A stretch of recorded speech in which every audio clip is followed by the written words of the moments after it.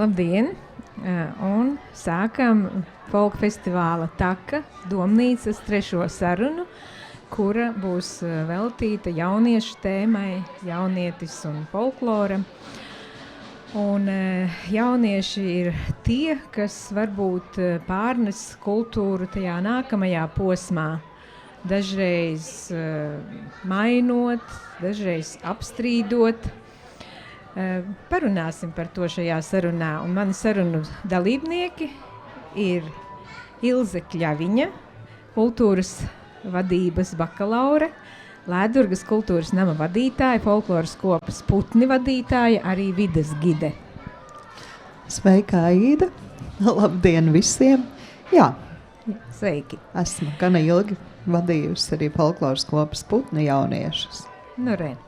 Un otrs sarunas dalībnieks ir Andis Užāns, medicīnas maģistrs, Latvijas Universitātes medicīnas un dzīvības zinātņu fakultātes, ģimenes, mātes un bērna veselības nodaļas pasniedzējs, kā arī ārsts, psihoterapeits un pediatrs. Labdien! Labdien! Nu ko, varbūt vispirms tāds precizējošs jautājums, ko mēs saucam par jauniešiem? Kāds vecuma posms tas būtu?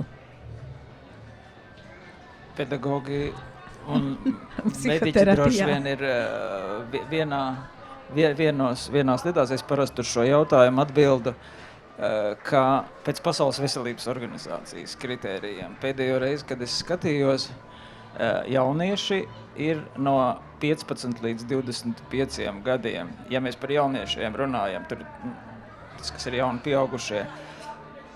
Ja mēs par pusauģiem runājam, tad, protams, kad ir cits vecums, tad ir no 12 līdz 18 nosacīti, varētu būt tas dalījums, bet tur ir skatās, kad pubertāte sākas, un tas arī mainās, mēdz mainīties pēdējā laikā, vecums paliek jaunāks, un atkal tas augšējais vecums paliek ilgāks, jo kaut kā sakatās, kad arī tīri bioloģiski cilvēki nenobriest tik ātri, kā agrāk domāja.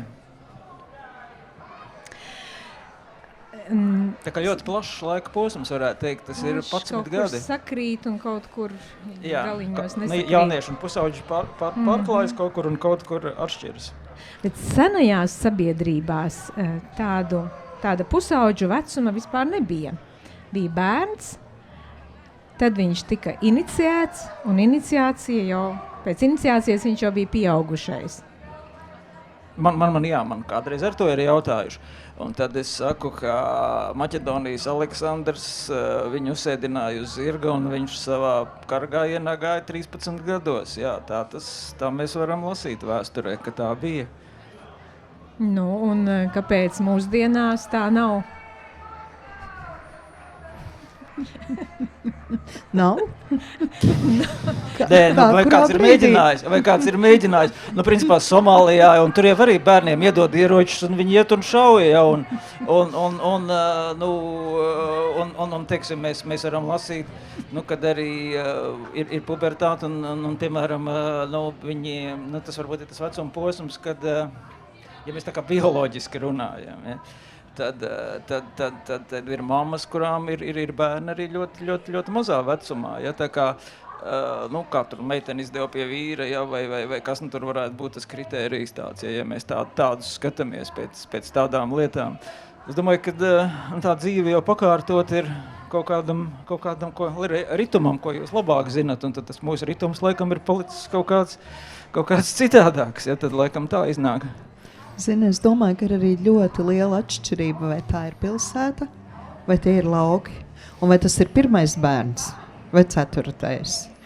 Jo ar 4. man bija pagrūti iedomāties, ka es tā kā pirmajām, atvedu govi mājās. Jaunākajam es nezinu, kad es to būtu atļāvusies. Vecākais man veda 5-gadnieks jau govi mierīgi mājās vakarā. Respektīvi, pirmie bērni tā kā spiesti attīstīties straujāk un pieaugt ātrāk. Jā. Nu, saka arī, ka tā mūsdienu sistēmā skola ir tā, kas aizkavē pieaugt, jo ļoti ilgi ir jāmācās jaunietim. Jo mūsdienās kaut kādā veidā tā iniciācija ir pēc tam, kad tu beidz to skolu un saņem to diplomu, un tad tu iegūsti kaut kādu citu sociālu statusu. Nu, man liekas, jūs tā kā pieminējāt to, kad arī ģimenes tur mūsdienas pagātnē salīdzina. Es neesmu tādā ļoti lielā, eksperts par to, kā tas bija pagātnē, bet viens ir tas, ka bija ļoti tā kā dažāds, ir ļoti atšķirīgs bērnu skaits, kāds bija. Un, pieksim, pirms Pirmā pasaules kara un tagad, sākot no 20. gadsimta, kad mums visu laiku tas bērnu skaits ir samazinājies. Un ko tas nozīmē? Un arī dzīves līmenis laikam ir cēlies lielākoties mūsu tautai kā par laimi šeit. Un tas, man liekas, nozīmē to, ka mēs līdz ar citiem varam tā kā vairāk rūpēties par bērniem. Un tas, ka mēs gribam par viņiem rūpēties, droši vien kaut kā viņi nav gatavi iet un slaukt govi tur 6 gadu vecumā, ko varbūt mūsu vecmammas darīja. Tieši tāds viedoklis arī ir, ka vecāki neļauj bērnam pieaugt. Ka viņi patur viņu tajā bērna pozīcijā, jo tādā veidā arī viņi kaut kādu savu varu var paturēt pār viņu. Viņi nosaka, ko jaunietim vilkt vai nevilkt, aizliedz tur tādā kompānijā būt vai tādā. Un ka tieši tas iespējams rada to pusauģu krīzi. Jautājums, kur ir robeža? Neļaut vai pasargāt? Un, līdz cik vecumiem drīkst sargāt? Jā, un es to vecās mammas stāstu izstāstīšu. Es vienmēr smeju, ka man bija gudra vecā mamma.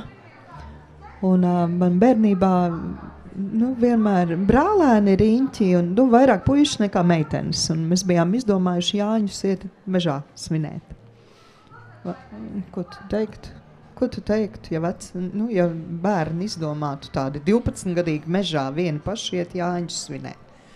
Un vecā mamma teica tā, tu zini, es jums iešu līdzi, bet es būšu lielā lācene.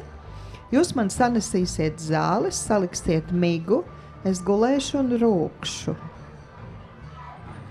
Un tad man liekas, ka ir tik ļoti svarīgi būt tai lielajai lācenei, tā kā būt blakus, bet netraucēt.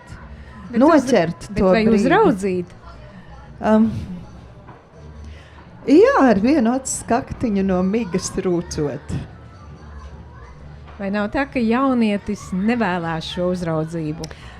Vecākais man noraksturoja vienā brīdī ļoti precīzi. Viņš tagad to teica. Viņš saka, mamma, pietrūka tā ķēriena, man pietrūka to robežu, un es nejūtos droši. Viņiem reizēm to robežu vajag, viņš paiet, un tad viņš nāk atpakaļ. Un paiet, un atkal nāk atpakaļ. Bet ir svarīgi viņam uzticēt to gājienu. Bet tā, lai viņš sajūtu to, ka tu, gadījumā, kas tu būsi tas, kas viņu piesargā. Tā es ar savējiem raputniem pa Briseli gāju. Es teicu, man ir pilnīgs topogrāfiskais idiotisms. Es nezinu, kur ir jāiet. Jūs vedat. Un tajā brīdī viņi ved. Jā, tajā brīdī, kad kaut kur aiziet šķērsām, tad tu vari pajautāt, vai ir tā, paskatāmies vēlreiz. Tad viņš atkal iedod to savējo. Nē, viņš pats izskata. Nevis tu pasaki priekšā, ejam nepareizi, bet pajautā un iedod viņam to iespēju vēlreiz pārskatīt, vai tiešām tā ir. Man liekas, mēs esam nonākuši vienā ļoti brīnišķīgā punktā, kurā mēs esam sajutuši to fenomenu, kas droši vien, kad pat ir vārdos netverams, bet kuru var mēģināt kaut kā aprakstīt, bet tad tas tik skaisti nesanāks, kā jūs radījāt to sajūtu, ka mēs vispirms runājām par rūpēm un to, kad vecāki rūpējas par bērniem. Un viņi vēlas rūpēties, bet tad, lai bērns pieaugtu, ir kaut kam jānotiek. Un tad bērni grib aiziet mežā, vai vienalga kur. Un tā ir tāda, laikam tas ir tas, ko sauc par tādu izpētes darbību, kad dodas pētīt no vienas puses apkārtni.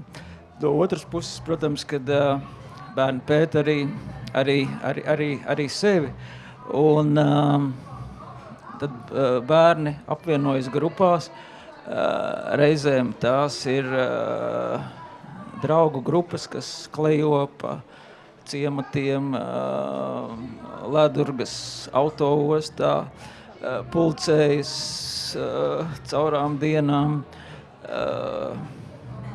kaut kādas reizēm lielpilsētās veido kādas bandas Limbažos vai lielākās vietās vai Valmierā, un kas dodas iepazīt citas grupas, un kas ir tāda izpētoša uzvedība, kura, ja vecāki lai lācene ir pārāk bažīga un redz pasauli pārāk nedrošu, ka šis normālais process nenotiek. Varēja saprast, ko es saku. Jā, bet šī vecumā ne tikai tā pasaules izpēte ir tik ļoti svarīga, ka pamatā šim vecumam ir fizioloģiskas pārmaiņas, un droši vien tas jaunietis saskarās ar to savu seksualitāti, un viņam arī tā seksualitāte ir kaut kādā veidā jāiepazīst. Un par ko varbūt vecākiem ir bažas, ka tas nenotiek nekontrolēti, un kā jaunietis tiek galā ar šo uzdevumu? Izstāstīšu vienu stāstu atkal no putniem. Kā man bija dažāda vecuma, un arī šobrīd ir dažāda vecuma, sākot ar mazajiem, 2 mazajām meitiņām, viena nāk līdzi mammai, viena nāk līdzi māsai, un beidzot ar tādām kārtīgām, ektīgām sievām. Un tā šobrīd mums mainījies sastāvs, vairāk ir sievas un bērni un jaunieši. Nedaudz mazāk, un mēs lielajām meitām vainagi. Un man viena no mazajām meitām, ka viņa arī grib vainagu, un mēs runājam par to, ka vainags būs tajā brīdī, kad viņai sāksies mēnešu reizes, tad viņa būtu gatava vainagam. Un vienā reizē viņa ienāk tā noslēpumaini smaidīdama un saka, skolotāji, man vajag vainadziņu. Un tad es domāju, cik skaisti to patiesībā var izdarīt un pateikt. Ja? Un tad mēs darinājām viņai vainadziņu. Tā.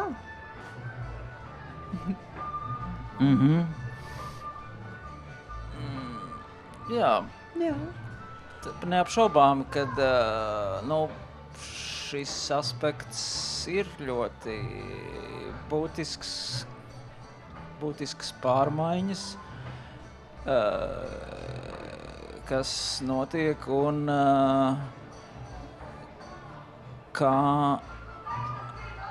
protams, man arī nāk prātā dažādi piemēri, dažādi veidi, un cik tas reizēm var būt arī tā kā biedējoši, un cik tas var būt satraucoši, un kā bērniem tas var būt grūti, un tas, man liekas, par to, ko jūs teicāt, ir tas, kā tāda iejūtīga vecāka figūra to spēj atbalstīt un sajust to atbalstu. nesen man nācās būt Austrālijā un satikties ar aborigēnu tautas pārstāvi, vienu vecu vīru gudru. Un tad viņš stāstīja, kā iniciācija notiek viņu ciltī Austrālijā. Un tur jaunieši, tad, kad nāk šī iniciācija, tiek nodalīti, un viņiem ir tāds ceļojums 1000 kilometru garumā. Katrā ziņā ļoti garš tās pārbaudījums, bet viena no iniciācijas sastāvdaļām bija arī sievietes iepazīšana. Tur, es saprotu, tiek izmantotas cilts vadoņa meitas, tur ir noteikti sievietes, kas drīkst to darīt. Un tīri fizioloģiska šī seksualitātes iepazīšana, kuru varbūt apmāca vecāki vīri tur zināšanām tā tālāk. Šobrīd, kā tam jaunietim iepazīt šo pusi dzīves?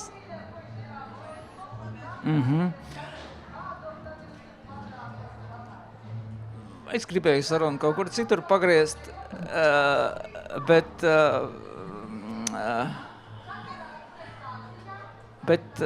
es domāju, kaut kur man jāliet tur, kur jūs vedat. Es par rituāliem domāju. Es domāju, ka tas ir, protams, bērni, kas ir impulsīvāki un kas ir atvērtāki, jo tā ir pētniecība, tā ir tā pati pētnieciskā uzvedība. Tas ir izpētīt sevi un savas izmaiņas. Un es domāju, ka ir vienalga, vai mēs pētam ārējo pasauli vai iekšējo pasauli. Un tas ir kaut kādā veidā līdzsvarā. Mēs pētot ārējo pasauli, izpētam arī savu iekšējo pasauli. Teiksim, tas, ko jūs saucat šķiet par seksualitāti, to mēdz salīdzināt ar kaut kādu dārgumu lādīti, kura ir tā kā atvērta. Es, teiksim, esmu mājās šķūnītī klētī atradis pūra lādi. Tādu vecu pūra lādi, kuras to sākotnējo īpašnieku es īsti nezinu, bet tā kā nojaušu, ja? Bet es domāju, ka tā lāde kaut ko simbolizē, un, teiksim, tās garā mantas arī mēdz jau ar pūra lādi salīdzināt, un es domāju, ka tas notiek arī tādā ļoti, ļoti netiešā veidā, tā zināšanu pārnese, tā jau kaut kur ir iekodēta, ja?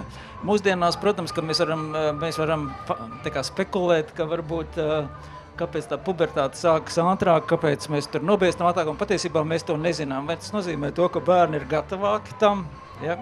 Kam viņi agrāk tā kā nebija tik gatavi, bet tas ir fakts, ka laikam 10 gadus laikā, es tagad aptuveni saku, es nepārcilāju faktus, ja kāds. Bet tā principā tā tendence ir tāda, ka tas vecums, kad notiek dzimuma nobriešana, pātrinās, ja? Un ka kaut kādā ziņā bērni ir gatavāki, ja? Ka laikam tā sabiedrība ir gatavāka kaut kādā veidā, ir uz to iemanījusies, ja? Bet kāpēc tā notiek, man diemžēl nebūs atbildes. Varbūt olbaltumvielām bagātāka pārtika. Varbūt jūs tādu pārtikas teorijas, viss tas ēt hormonus, un tāpēc meitenes ātrāk nobriest.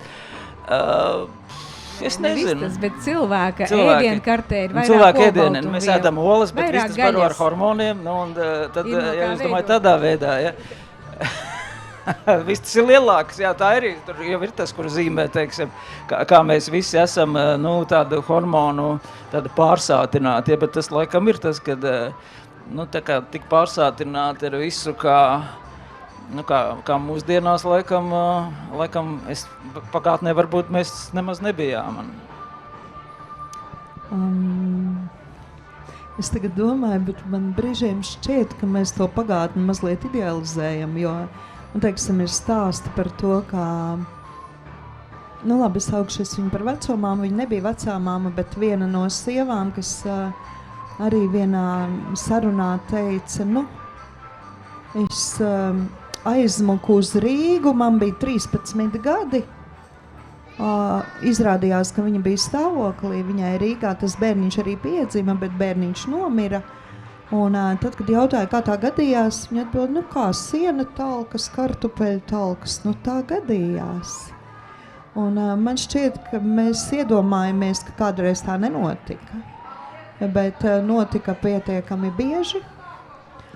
Un vēl vakar savukārt biju bērēs vienai sievai, kam bija 39. gads, 87 laikam.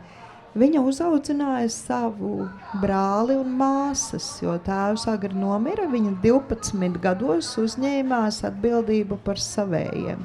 Tad jautājums, vai viņa bija tam nobriedusi vai nē. Tā kā dzīve liek kaut kādas krīzes situācijas. Jā, un viņa bija pietiekami daudz. Turpat blakus kaimiņos to veco māmu veda vilcienā no Polijas. Un mamma vilcienā nomira, viņa 4-gadīga meitene nokļuva Rīgā bez valodas, bez tuviniekiem. Nu, tad viņu uz Straupes pusi paņēma saimnieki pie sevis, bet viņa pēkšņi bija viena pati. Respektīvi, arī tajās tradīcijās izskatās, ka, ja to krīzi nepiedāvā dzīve, tad viņa ir rituāli tā kā jāpiedzīvo. Un tikai pēc šīs krīzes nomirstot tajā vecajā bērna statusā, tad tas jaunietis var kļūt par pieaugušo. Ir tā?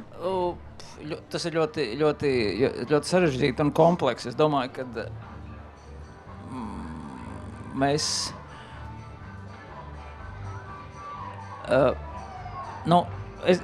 pirms jūs uzdevāt savu jautājumu, es domāju par to, ka no vienas puses ir tas, ka bioloģiski mēs esam bioloģiskas būtnes un mēs esam savu bioloģiskā uzdevuma varā. Un no otras puses mēs dzīvojam sabiedrībā un tur ir kaut kādas pieņemtas normas. Es domāju, kāpēc šeit meitenei bija jābēg uz Rīgu un ka tā bija ne tikai pētnieciskā uzvedība, un tur viņa bija pētījusi sevi un pētījusi apkārtni un tur viss kaut kas notiek. Un es domāju, ka tur ir tā lieta, kas ir, kas ir tā kā normas, ko varbūt sauc par, tā kā tie pusauģu pētnieki no pagājušā gadsimta 50. gadiem, viņi to vecumu sauc par moratoriju, kam tam vārdam ir ļoti liela nozīme. Jo ar moratoriju, kas mums varētu asociēties, tas ir kaut kāda veida aizliegums, bet tas nozīmē, ka tā kā par visu, ko interesējas, bet tā kā virspusēji. Un tā doma ir, ka par seksualitāti arī iespējams, ka tā kā neejot dziļumā, ka tā būtu varbūt tas normālākais, tas risinājums, bet protams, ka ir pilnīgi dažādi. Mēs esam ļoti dažādi un daba mums ir paredzējusi ļoti dažādos veidos attīstīties un spēt attīstīties un piemēroties ļoti dažādiem apstākļiem un dzīves ceļiem. Vai folklora ir kaut kāda drošības saliņa, kaut kāda sava veida psihoterapija tam jaunietim, kurš darbojas folkloras kopā?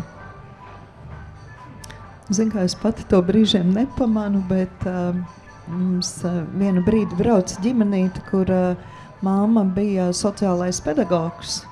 Un tad viņa tieši tā arī teica, viņa saka, ka tu vispār nesaproti brīžiem, kāds darbs tas ir ar tiem jauniešiem, ka viņiem tā ir vieta, kur viņš var atnākt, kas ir labums Dejotāji dejo, viņiem ir savas kaut kādas noteiktas lietas, ko viņš dara uz skatuves. Labi ir tas bērns, kurš īsti tajā neiedarās, tātad nedejos, vai teiksim, atnāk, nu, viņam, es dziedāt nemāku. Un lēnām pamazām viņš to mācās un viss notiek. Folklora ir tā vieta, nu, tur var piedāvāt bērna kādiem spējām, talantiem, pat nezinu, kā nosaukt, interesēm atbilstoši. Tu vari dziedāt, tu vari dejot, tu vari muzicēt, tu vari stāstīt, tu vari aust un darīt jebko, kas, un tajā visā atrast to, kas tev izdodās. Nu, kur tev vistuvāk, visvairāk sirds. Šobrīd man jau ir tā, ka tie, kas nāk jaunie, es saku, tērpus jūs šujat pie Līnas. Mums ir viena, kam tas lieliski izdodās, pie viņas arī šuj.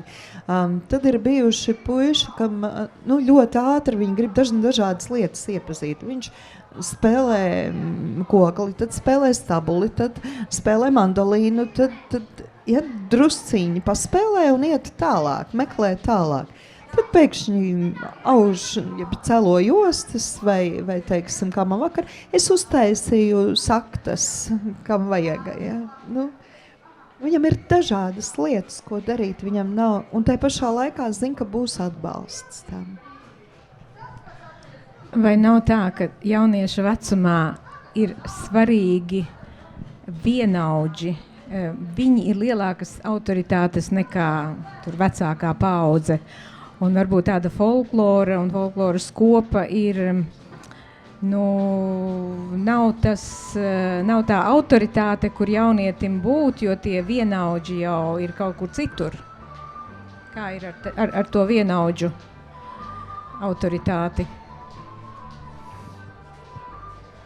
Jā, ir. Mums ir bijis arī tā, ka atnāk kopā ar vecomām un mazmeita, un tad, kad viņai ir gadi 9, tad viņa tā arī pasaka vecomām, nē, tagad, nu, tā kā es iešu, bet, nu, tā kā vecomāmu vairs negrib blakus. Vēl ir arī variants, ka viņi tā kā drusciņi padalās, teiksim, šobrīd ir dienas, kad nāk visi kopā, bet ir diena, kad nāk tikai muzikanti. Bet tie ir jaunieši, tad viņiem ir, nu, tāda sava padarīšana, ja arī kopā spēlē, vai, teiksim, mēs ar lielajiem kaut ko daram, un viņiem tiek iedots uzdevums, un viņi aiziet atsevišķi darīt, un tad viņi atnāk atrādīt, ko viņi labi ir izdarījuši, ko viņi ir iemācījušies. Bet viņi arī ļoti ārpus mēģinājumu laikiem, vai ārpus tā, ko viņi dara putnos, viņi arī ārpus tā turās kopā. Nu, tā laikam ir tāda tendence, ka sākumā tie vecāki ar bērniem tur atnāk, un tad tie bērni kļūst par jauniešiem, un tad viņi grib to savu pasauli. Jā, man ir ļoti daudz domu par šo laiku radušās, kamēr jūs stāstījāt par dziesmu mācīšanos vai deju mācīšanos, par augšanu, pīšanu, stāstniecību. Un, nu, teiksim, ļoti daudzas no šīm te aktivitātēm, viņas ir ritmiskas un strukturētas. Un, ja mēs iedomājamies, ka jaunietis ir tāds, kurš ir savu impulsu un dziņu vadīts vairāk, kas tīra no bioloģijas tādā veidā sanāk, tad iekļauties kaut kādā grupā, kurā ir kaut kāda kārtība, kura ir sajūtams, ka viņa ir stabila, ir ļoti, kā jūs teicāt, dziednieciski, ja, vai terapeitiski. Tam ir kaut kāda dziednieciska nozīme. Jūs jautājums vairāk bija par vienaudžiem. To vienaudžu lietu es skatītos tādā veidā, ka attiecību veidošanās ar vienaudžiem un iejušanās vienaudžu grupā ir normāla, kam kas būtu priekš attīstības vajadzīgi, un ja viņi nenotiek, tad varbūt ir vairāk satraukums nekā, ja ir draugi. Tie ir tādi, un protams, ka tas iet roku rokā ar to norobežošanos no vecākās paudzes, lai tā izpētes darbība varētu notikt neatkarīgi. Ja? Un tas arī ir tāds normāls un neizbēgams process. Tāpēc, ja bērni varbūt bieži vien iet uz šīm te interešu nodarbībām vai iesaistās tai kustībā, kurā viņi var būt to citu bērnu vidū tādā, mazliet drošākā veidā. Ja? Dažreiz varbūt izskatās, ka bērni, kas iesaistās tādās grupās vairāk, ir tādi nedrošāki nekā tie, kas ir ārpus tām grupām, kas brīvi, spontāni viņas spēj izveidot jebkurā vietā, bet, protams, tās ir tikai tendences, un tur nav balts un melns, ja tas viss ir milzīgs, kā mūsdienās saka, spektrs, kur ļoti plašs, tas ir daudzas lietas. Šajā te garajā laika posmā no 10 līdz 25 gadiem cilvēks iziet cauri savā attīstībā. Ja, un ja vienā dienā tā grupa kalpoja kaut kam tādam, tad varbūt citā dienā viņi jau kalpo pavisam citam uzdevumam. Mūsdienās ir vēl viens aspekts uzradies, ar ko ir jākonkurē, varbūt, folklorai, tradicionālai kultūrai, tā ir digitālā vide, tā ir TikTok pasaule, kur viss notiek ātri, moderni, intensīvi, un visi jaunieši ir tur. Bet tur jau arī top folklora, tā ir TikTok folklora, tā jau droši vien arī ir savu veidu folklora, tāda tautas dzīves ziņa, kas tur ieliekās. Ja, es domāju, tā ir tikai cita vide. Tas, kas tur notiek, ir tas pats, kas, varbūt kādreiz tur kaut kādā citā aktivitātē, teiksim.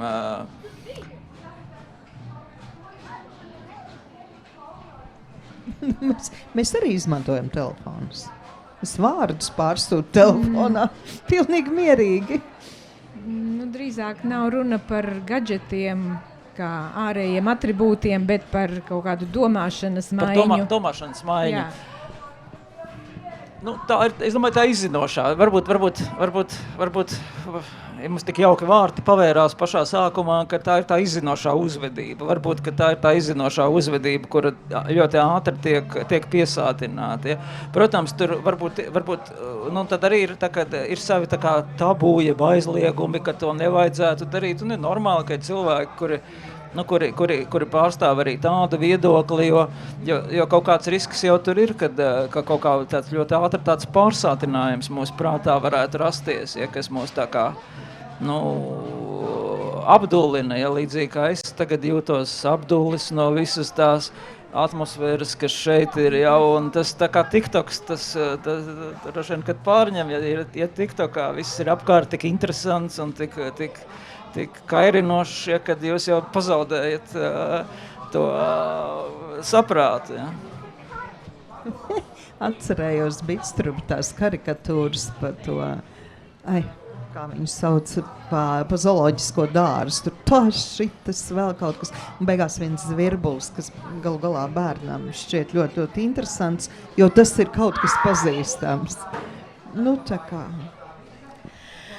Vai nav vēl tā, ka šī pusauģa jaunieša vecumā ļoti tas cilvēks vēlās būt dumpīgs, viņam vajag izrādīt to protestu pret iepriekšējām paaudzēm, viņam vajag kaut kā to paust dumpīgumu?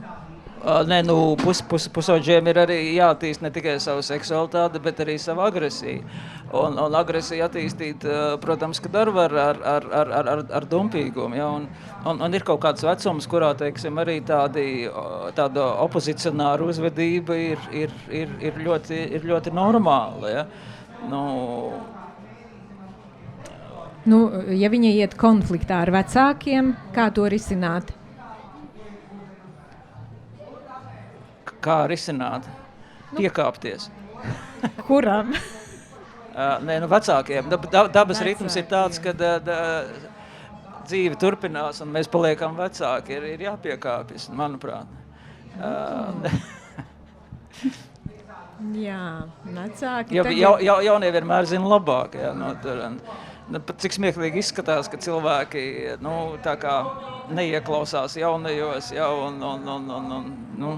vecāki vēl ilgi grib būt varoši, un tā ir mūsdienās. Cilvēki dzīvo ilgāk, bet tas jaunietis nāk ar savu pasauli. Protams, un tad ir iespēja izveidoties tādām cita veida attiecībām starp paudzēm. Ja? Kādām? Teiksim, es tagad darbojos arī ar jauno kolēģu izglītību. Un, viņi grib apgūt arodu. Es kopā ar citiem kolēģiem, viņiem to arodu mēģinām nodot. Un tad viņi pamazām, viņi, protams, grib visu kaut ko viņi grib, ko viņi tur vēlās, bet teiksim, tagad man pirms daudziem gadiem, droši vien, ka pirms 9 gadiem jau bija doma, kad, kā gribētos, lai viņi, no manis arī kaut ko mācās, un kaut kā tikai tagad es esmu tā mainījies, kad patiešām ir daži cilvēki, kuri arī no manis mācās, viņi ir atnākuši pie manis, manā praksē ir sākuši strādāt un mācīties un ir izvēlējušies to vietu, kaut kāda tāda pārmantojamība notiek, ja? Un es saprotu, cik ļoti grūts tas process ir, ja? Jo no sākuma tiem, kas tur bija pirms gadiem, ja viņiem likās kaut kā citādāk, viņi bija iedomājušies, viņiem bija kaut kādas citas domas, teiksim, viņi ar meklēja plaši, tur visu kaut ko, ja, bet tad kaut kādā veidā izrādās, ka mēs esam vajadzīgi, tad tas rada atkal pavisam citu kaut kādu to mūsu dzīves saturu, kaut kādā noteiktā mūsu posmā, ja, kad bērni no mazuļiem kļūst par pusauģiem, par jauniešiem, vēlāk par pieaugušiem cilvēkiem, tie ir jau tādi mazliet lielāki bērni, bet ideja apmēram tā pati ir, ja es tā saprotu, tā pēctecība notiek. Un varbūt nobeigumā, ja tu, Ilze, vēl gribēji kaut ko teikt. Drusciņ. Jā. Es padomāju par to, ka tu jau vari gribēt dot. Bet ja viņš tajā brīdī nevar paņemt pretī, ja saņemt pretī, tad tu tur vari runāt vai nerunāt. Ja? Tāpēc ir Dieviņu dodamo, es saņemšu ņemamo, nevis es paņemšu, bet es saņemšu, es esmu gatava saņemt. Un tad tu arī var dot, ja nav, tad ko tad? Kas jaunietim ir svarīgāk? Būt piederīgam vai brīvam? Vai piederība vai brīvība ir svarīgāka? Abas. Jo, ja tu esi piederīgs, tad tu vari būt arī brīvs. Ir kaut kādas robežas, kaut kādas saknes. Jā. Svarīgāk ir būt piederīgam vai brīvam. Es piekrītu, ka abas šīs lietas un piederības sajūta kaut kam noteikti palīdz sajusties brīvam. Jā. Labi. Un varbūt no publikas mums ir kāds jautājums, ko cienījamiem ekspertiem var uzdot. Tur ir mikrofons. Vajag pieiet un uzdot šo jautājumu droši. Sveicināti. Ļoti interesanta diskusija. To klausījos. Man liekas, ka man ir piebilstams, kā jūs uzskatāt visā šajā, ko mēs runājām. Man liekas, ka tieši vecākiem ir milzīga nozīme tajā, ko jaunietis īstenībā gala beigās izvēlās. Tanī paudžu mantojamībā un arī izcīnot savu ceļu dzīvē, bet es domāju, ka tas piemērs ir ārkārtīgi svarīgs, vai jums arī tā liekas? Jo tā iesaistīšanās arī tai pašā folklorā vai tai pašā amatos dažādos, ko vecāki, teiksim, dara vai lasa vai dzied vai dejo, tas ir nenoliedzami, manuprāt, ļoti ietekmē to, kā tas risinās. Un es gribēju arī uzreiz piebilst, ka tās lietas ir noliekšana arī, man liekas, arī tas, ko vecāki tā kā domā. Es pati esmu vecmāte jau kļuvusi, un es ceru, ka ļoti ievēroju to noteikumu, ka ļauju kļūdīties daudz lietās, lai varētu pieņemt pareizes lēmumus tad, kad manis vienkārši nebūs. Un tā drošība, man liekas, rodās arī no tā, ka gala beigās jau noliekdami jebko, viņi izgudro to pašu vien riteni. Bet tikai paši. Tas ir pats svarīgākais, man liekas. Bet, jā, par vecāku lomu, es domāju, ka tas ir milzīgs. Kā jums abiem liekas, kā tas ir? Kaut kur bija doma, un tad viņa pazuda kaut kur. Jā, vecāki, bet tajā pašā laikā ir... Katrs bērns ir citāds. Un vecākiem visi bērni nekad nebūs vienādi. Par šo es domāju to, ko kādreiz teica Guntis Pakalns par Almu Makovsku pasaku stāstnieci. Abas uzauga pie vieniem vecākiem, un viena zināja daudz pasakas, un otra skatījās lielām acīm, viņa neko tādu savā dzīvē nebija dzirdējusi. Vai, jā. Ar kādu uzdevumu tu atnāc šeit dzīvē? Ar tādu arī ir. Un pēc tam, ko tu izvēlies, cik tu atbildi par savām izvēlēm? Mūsdienās tas ir ļoti sarežģīti, ja tradicionālajā kultūrā zemnieka dēlam bija skaidrs, ka viņš kļūs par zemnieku vai tur kurpnieka dēls par kurpnieku.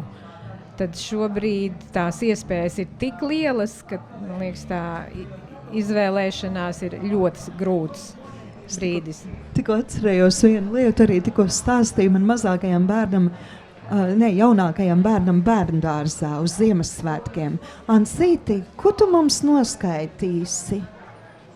Ansīts piepūš vaigus un skaita Salatāvam 4 vaigi, jo viņš ir ļoti priecīgs par to, ka viņš ir kaut ko iemācījies ar tautas dziesmu, viņš ir uzaudzis, viņš zina, kas tas ir, un tas jau vairs nav interesanti.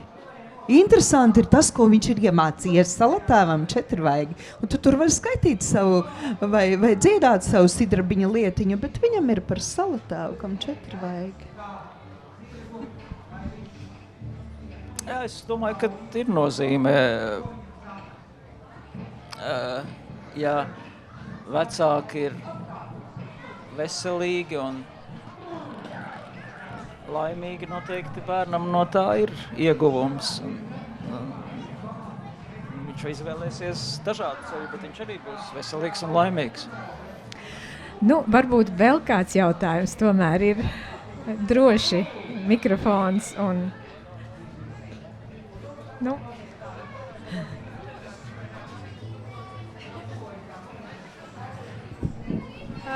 Man vairāk tāds retorisks jautājums, kas vienkārši ir galvā vairāk kā tikai šodien, ka mēs saskaramies ar to folkloru bērnu dārza vecumā, varbūt 1. klasītēs, un tad pa lielam nākamreiz varbūt tikai jau pieaugušā vecumā kaut kur apmeklējot vai kādu koncertu vai, paziņa nodarbojas ar folkloru. Kā tieši tajā jaunieša vecumā varētu iegūt vairāk to saskarsmi, nejaušo sastapšanos ar folkloru, lai tas nepaliek ar to apziņu, ka tas ir bērnu dārzniekiem. Tā. Paskaties, cik daudz tas šodien jauniešu. Un 23. 24. maijā Zvejnieku ciemā būs jauniešu folkloras festivāls Pulkā ejam, pulkā teku, kur arī būs daudz jauniešu. Un tad pienāk viņiem tas brīdis, kad saki, ko gribi, es esmu pret.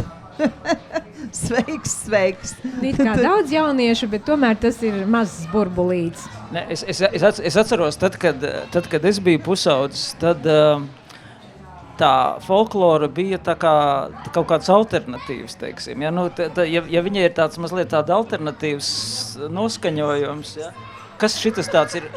Es domāju, tos no zeķis taisa vai kas tas ir? Tas ir Ja, tas ir pareizi sapratu, ja, ka tas ir vajag zeķi un mietu. Ja, Nu, kārtīgs zirgs, redz, tu, ko uzliek 13 gadnieku uz zirga, un viņš Topošais jaunietis ir ieradies. Nu, tas ir tāds simbols, kas ļoti ved pie seksualitātes. Es domāju, tas ir jūs tā, šis te talismans vai ne šim te pasākumam, tas ir ļoti izdevies, jā.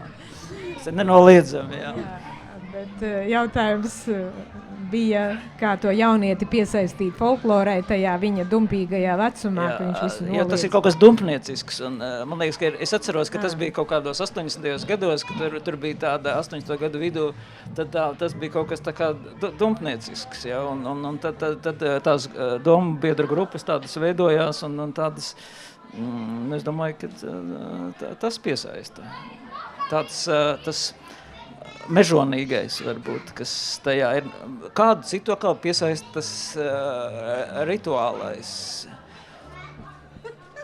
Man bija viens puisis, ka, arī no ātrajiem puišiem, pie tam viņš, tad, kad pie mums uz Lēdurgu atnāca, viņš runāja krieviski.